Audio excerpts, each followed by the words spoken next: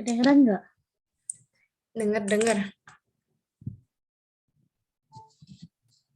Oke. Assalamualaikum warahmatullahi wabarakatuh. Alhamdulillahirrahmanirrahim. Syukur kehadirat Allah SWT yang telah memberikan nikmat serta hidayahnya kepada kita semua, sehingga kita dapat berkumpul pada sore hari ini. Yang kami hormati Bapak Fahmi Irfanuddin, selaku dosen pengampu mata kuliah usul fikih, dan teman-teman sekalian. Pada kesempatan kali ini, kami akan memaparkan hasil diskusi dari kelompok kami, yaitu metode istinbat dari segi bahasa, perintah, larangan, umum, dan khusus. Sebelumnya, izinkan saya memperkenalkan anggota kelompok kami. Yang pertama, saya sendiri, Dewanti Rama Izati, selaku moderator, dan ada Mbak Pervana Malinda Absari, dan ada Mbak Vivi Atkia Wulandari, dan ada Mbak Marcelia Ayu Wardani. Next. Sebelum masuk ke inti materi, saya akan membacakan pengertian dari istinbat. Secara etimologis, istinbat berasal dari kata benda, anbat, bentuk masdar dari nabata tanbutu nabtan, yang berarti air yang keluar dari dalam sumur yang pertama kali digali. Secara terminologi, upaya mengeluarkan makna dari nas, Al-Quran, dan As-Sunnah yang berkaitan dengan hal-hal yang sulit dan penting dengan mencurahkan kekuatan nalar dan kemampuan yang opsional. Secara umum, istinbat bisa saja dilakukan oleh ulama fiqh dan ulama yang ahli di bidang fiqh. Oleh karena itu, pengertian istinbat secara terminologi harus dibatasi pada wilayah fiqh. Dengan adanya pembatasan pada wilayah hukum Islam, maka secara ringkas istinbat adalah upaya untuk menarik hukum dari nas dengan jalan ijtihad. Next. Materi selanjutnya akan dibacakan oleh Mbak Marcel.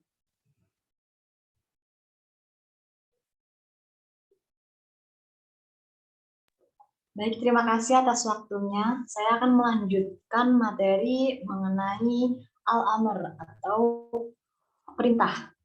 Apabila dalam sebuah lafaz atau kata yang khusus dengan pengertian perintah, maka dapat dimengerti bahwa kalimat itu merupakan sebuah perintah yang mengharuskan atau wajib, yang mana menuntut terlaksananya perbuatan.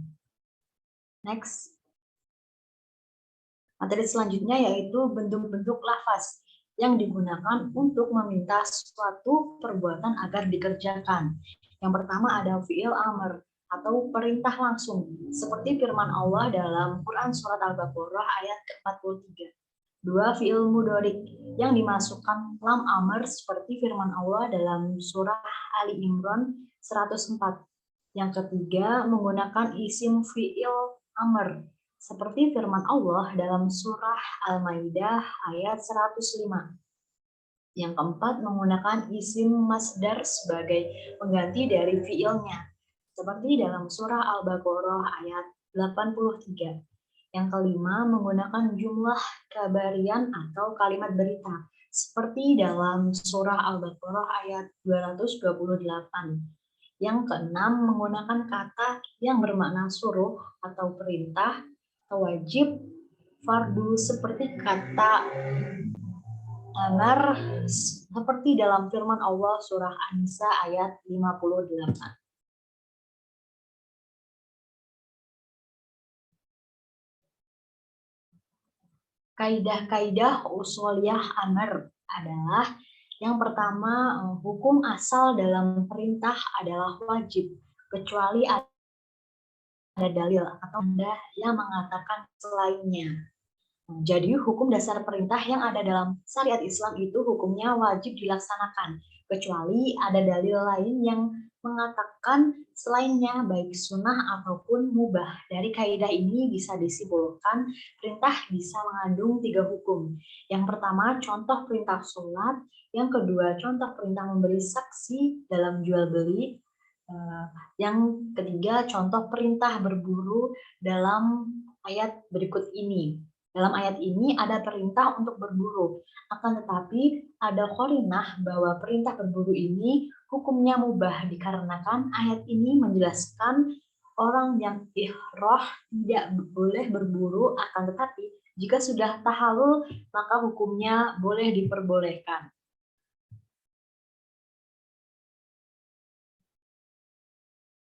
Yang kedua, hukum asal dalam perintah tidak harus langsung dikerjakan, kecuali ada dalil yang mengatakan hal lain. Maksudnya, tidak wajib dilakukan seketika itu, akan tetapi bisa dilakukan pada waktu lain. Akan tetapi, jika ada dalil tertentu yang menunjukkan waktu pelaksananya, maka harus dilakukan pada waktu tersebut. Contohnya, hukum ibadah haji tidak wajib dilakukan segera karena ada qarinah, yaitu bagi yang sudah mampu. Contohnya yang wajib dilakukan segera yaitu beriman kepada Allah. Hal ini dikarenakan manusia wajib menjaga keimanan secara terus-menerus. Yang ketiga, hukum asal perintah tidak dilakukan berkali-kali. Suatu perintah cukup dilaksanakan sekali saja. Pada intinya wajib dilakukan walaupun hanya sekali dalam seumur hidup, kecuali jika ada dalil lain yang menunjukkan pelaksananya berulang-ulang, seperti halnya sholat 5 waktu.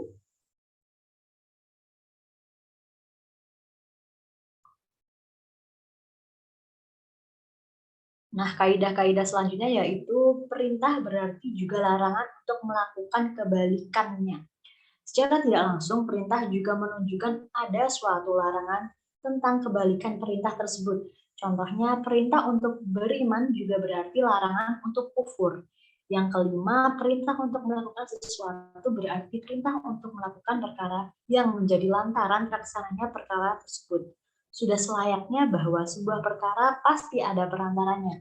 Demikian pula dalam perintah-perintah untuk melakukan sesuatu juga menunjukkan perintah melakukan perantara perkara tersebut. Perintah sholat juga berarti perintah untuk melakukan hal-hal yang menjadi syarat sholat. Untuk waktu selanjutnya saya kembalikan kepada moderator.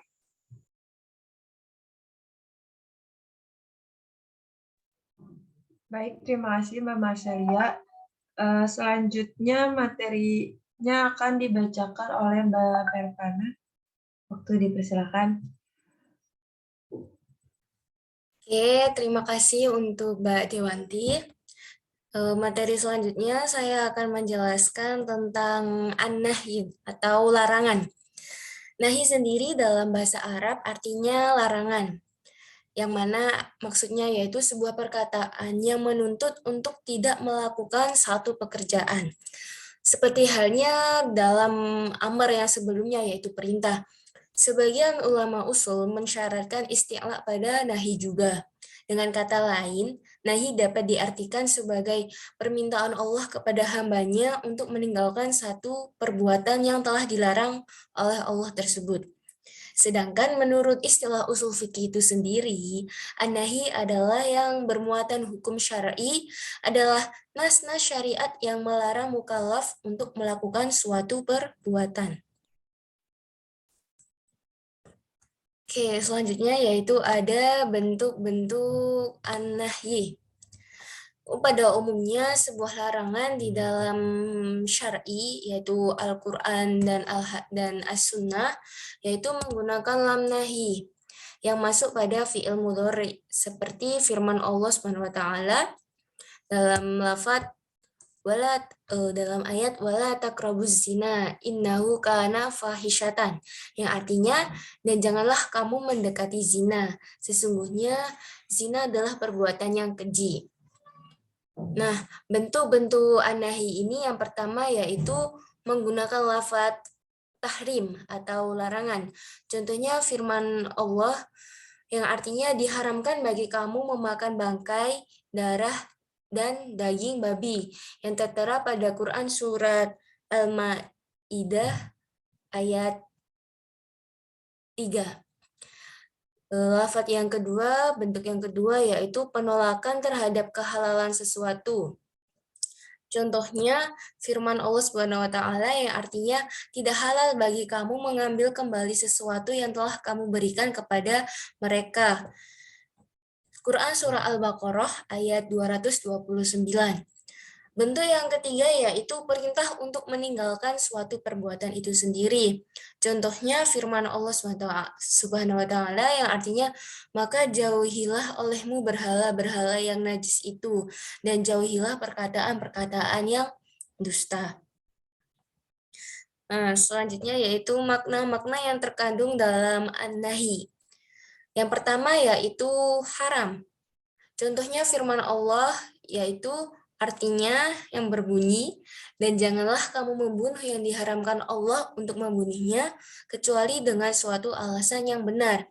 Maka ketika di dalam nahi sudah mengandung kalimat terlarang, maka sudah pasti hukumnya itu haram itu sendiri. Yang kedua ada makruh. Contohnya firman Allah yang artinya, janganlah salah seorang di antara kamu memegang kemaluannya dengan tangan kanan ketika ia buang air kecil atau istinjak. Nah, di dalam firman ini terdapat hukum makruh yang mana lebih baik kita sebagai seorang muslim untuk tidak melakukannya atau mengerjakannya. Yang ketiga yaitu doa.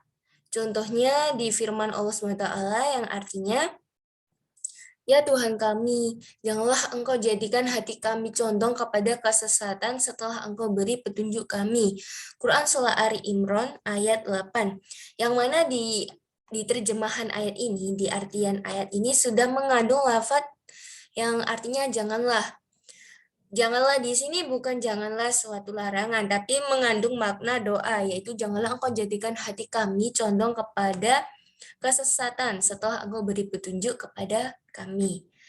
Selanjutnya yaitu ada petunjuk.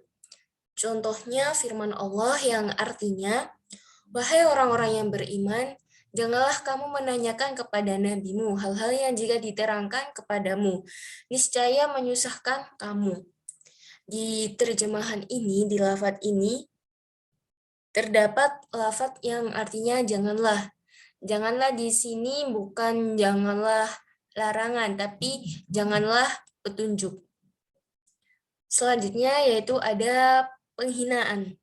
Contohnya di firman Allah yang artinya, dan janganlah kamu tunjukkan pandangan matamu kepada apa yang telah kami berikan kepada golongan-golongan dari mereka. Selanjutnya ada balasan perbuatan. Contohnya firman Allah yang artinya, dan janganlah sekali-kali kamu Muhammad mengira bahwa Allah lengah dari apa yang diperbuat oleh orang-orang yang zalim. Selanjutnya yaitu ada putus asa. Sebagaimana firman Allah yang artinya, janganlah kamu mengemukakan uzur pada hari ini. Sesungguhnya kamu hanya diberi balasan menurut apa yang kamu kerjakan.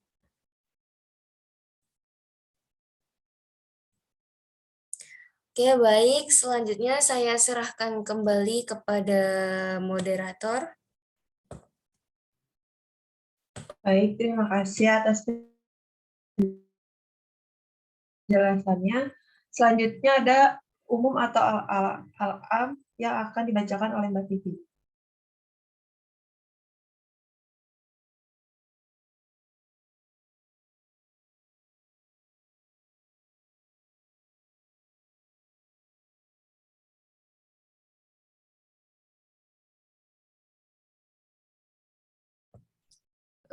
Maaf sebelumnya, Mbak Vivi suaranya nggak dengar.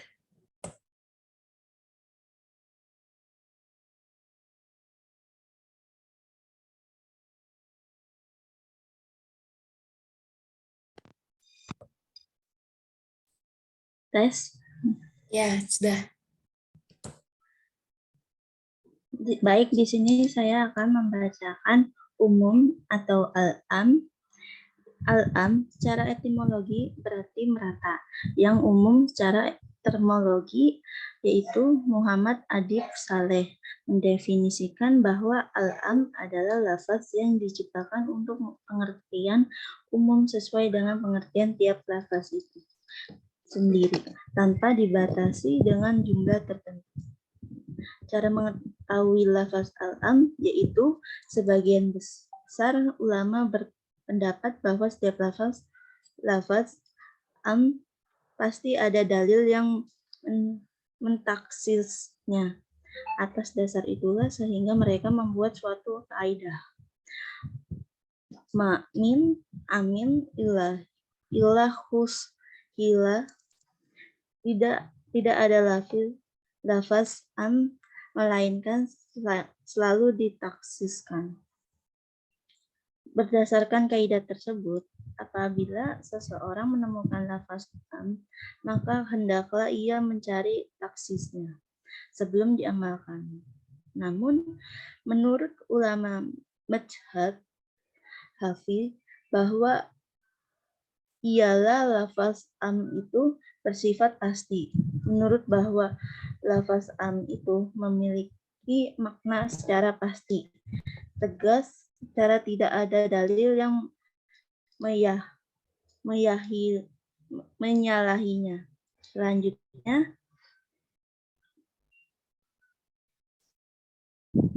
di sini selanjutnya ada bentuk-bentuk lafaz am. Ya, terbagi menjadi 6. Yang pertama yaitu isim mufahrad atau tunggal yang dima'rifatkan dengan alif lam atau idafah. Misalnya kata al-isan dalam surat Al-As ayat 2. Yang kedua yaitu lafaz jama' atau plural yang disertai alif dan lam di awalnya seperti lafaz al-walidat yang terdapat pada Quran surat Al-Baqarah ayat 233. Yang ketiga yaitu lafaz atau setiap dan seluruhnya, yaitu seperti kata yang terdapat pada surat At-Tur ayat 21. Yang keempat yaitu isim syarat atau kata benda untuk mensyaratkan, yaitu seperti lafaz misalnya kata man yang terdapat pada Quran surat Al-Baqarah ayat 185. Lafaz am pada ayat tersebut meliputi semua orang yang mengetahui datangnya bulan Ramadan pada ia wajib berpuasa.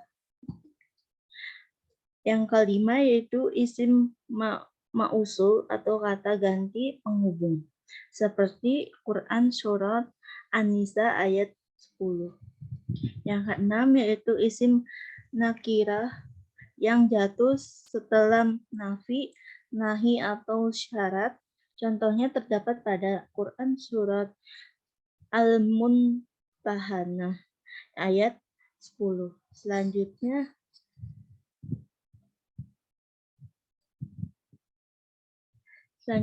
yaitu di sini ada jenis-jenis lafaz am. Terbagi menjadi 3 yaitu lafaz am yang terdapat pada keumumannya biasanya terkait dengan kalimat-kalimat yang menerangkan sunnaullah atau hukum ilahi seperti dalam surat Hud ayat 6. Yang kedua yaitu lafaz am tetapi maksudnya khusus seperti dalam surat At-Taubah ayat 120. Yang ketiga yaitu lafaz am yang dikhususkan, yaitu lafaz am ini ditunjukkan keumumannya selama tidak ada adil yang mengkhususkan seperti dalam surat Al-Baqarah ayat 228. Selanjutnya di sini ada penyaksisan lafaz am.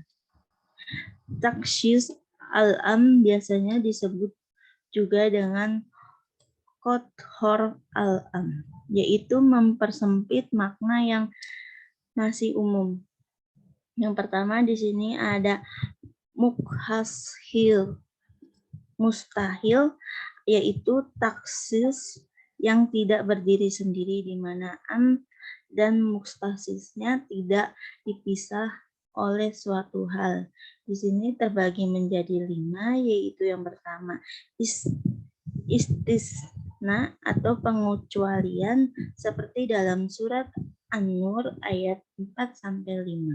Yang kedua yaitu ada sifat sebagai firman Allah dalam Quran surat An-Nur ayat 27.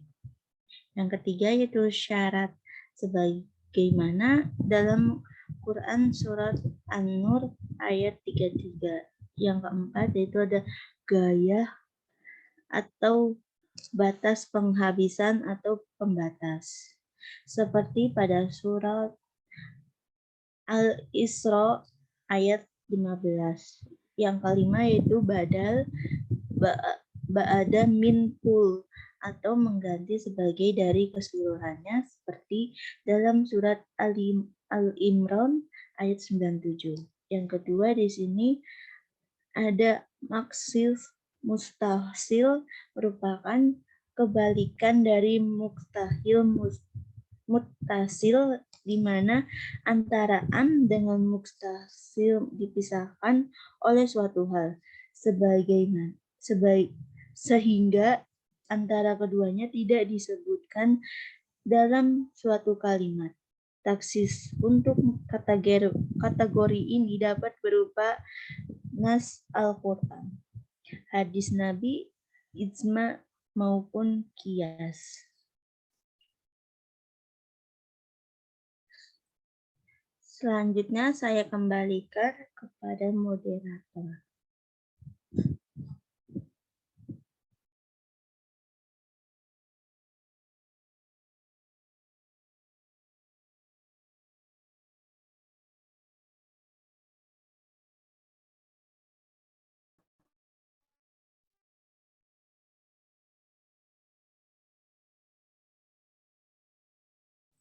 Oke, karena saya mewakili, karena sinyal dari Mbak moderatornya agak terkendala jaringan, jadi saya akan menjelaskan tentang al-hos.